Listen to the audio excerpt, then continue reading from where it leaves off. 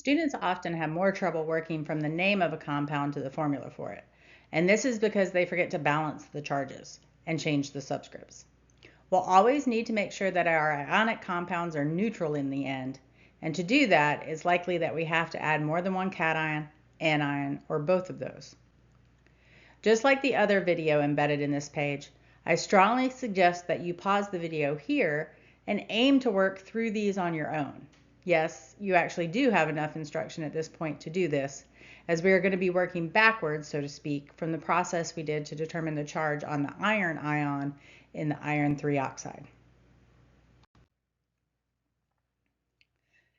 Our problem wants us to move from the names aluminum phosphate, aluminum hydroxide, and aluminum oxide to their respective formulas.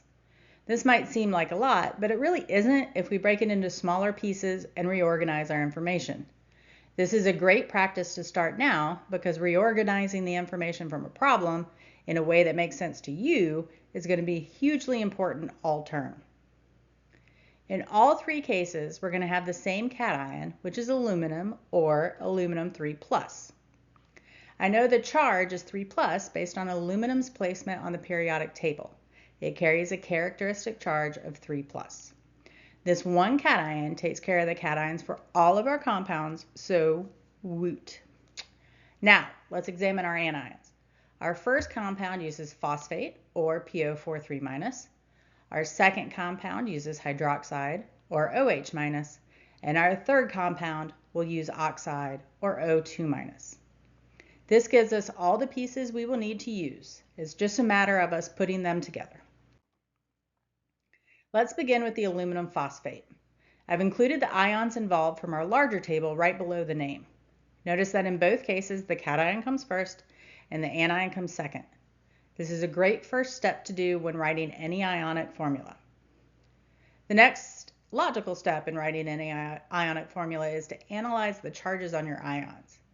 Here, both have the same magnitude of charge. This means that I will just need one of each ion in my formula, since the sum of the charges here is equal to 0. Doing this quick addition at the start of any ionic formula problem is actually an easy way to tell if you need some non-1 subscripts. Since I only need one of each ion, I just need to combine the formulas for the cation minus its charge and the formula for the anion minus its charge. So it won't be this, and instead would be this. Moving on to aluminum hydroxide.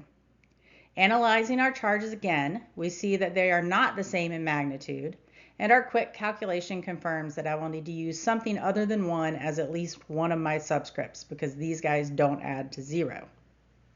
So how do we figure out what to do? Well, a lot of you will be able to look at this and simply triple the hydroxides, which is outstanding and kudos to you. But it's also okay if you can't do that, because it will always be the case that we can use the charge on the cation as the subscript for the anion and the charge for the anion as the subscript for the cation, which is quite the mouthful, so just watch what I mean. Hang on to the fact that the charge on this cation is 3+ and the charge on this anion is 1-.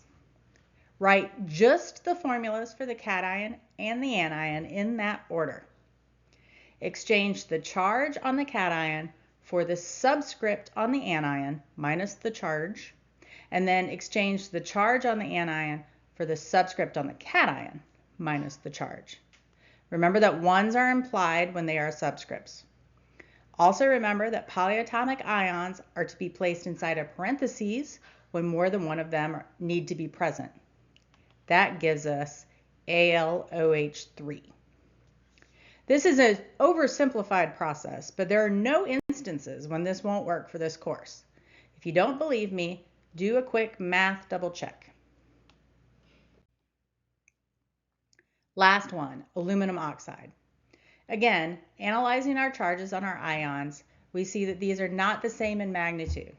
And our quick calculation confirms that we need some non-zero subscripts here. Same song, different verse. Write your cation and then write your anion. Exchange the charge on the cation for the subscript on the anion minus the charge itself, and then exchange the charge on the anion for the subscript on the cation minus the charge itself. That gives us Al2O3. I didn't include the arithmetic here, but you can double check that the compound is overall neutral by ensuring that you have the same number of positive charges as you do negative charges.